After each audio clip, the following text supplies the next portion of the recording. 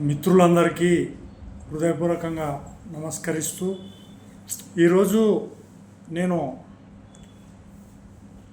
మహోన్నత ఉపాధ్యాయురాలు helping hands సేవా సంస్థ గౌరవ అధ్యక్షురాలైనటువంటి శ్రీ స్వయంప్రభ మేడం గారి గురించి ఒక రెండు మాటలు చెప్పదలుచుకున్నాను. ఆమెకు చెట్లు అంటే చాలా ఇష్టం. దాదాపుగా 1000 మొక్కలు నాటి అవి బాల్యంలోనే చనిపోకుండా వటవృక్షాలయ్యే విధంగా తీర్చిదిద్ది వాటిని సంరక్షించి వటవృక్షాలయ్యేలా చేసి ఈ ప్రకృతి రుణాన్ని తీర్చుకున్నారు ఆమె.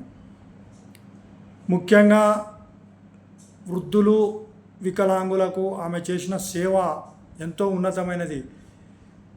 వాళ్లకు దుస్తులు సేకరించి ఇవ్వడం, కొంతమంది నిరుపేద వృద్ధులకు పింఛన్లు రద్దయినప్పుడు అనివార్య కారణాల వల్ల ప్రభుత్వం వాళ్ళ పింఛన్లు తీసేసినప్పుడు ఆమె తన సొంత ఖర్చులతో వాళ్లకు చేతనైనంత పింఛన్ ఇస్తూ మరియు వారికి మందులు ఇటువంటివి ఎన్నో కొనిచ్చి వాళ్ళని ఆదుకోవడం కూడా జరిగింది.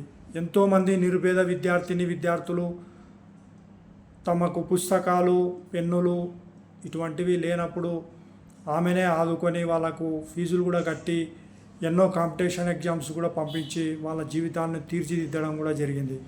అదేవిధంగా ఎంతోమందికి అన్నదానం చేయడం విషయంలో కూడా ఆమె ఎప్పుడు ముందుంటారు. ఎన్నో అన్నదాన కార్యక్రమాల్లో ఆమె తన యొక్క సొంత ఖర్చులతో ఎన్నో కార్యక్రమాలని కూడా నిర్వహించారు.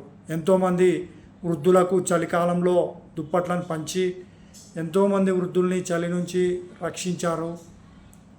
ఆ విధంగా కరోనా వచ్చినప్పుడు కూడా ఎంతోమంది బాటసారులకు అన్నదాన కార్యక్రమం అయితేనేమి, షెల్టర్స్ అయితేనేమి ఆమె తన సొంత ఖర్చులతో ఏర్పాటు చేయడం జరిగింది.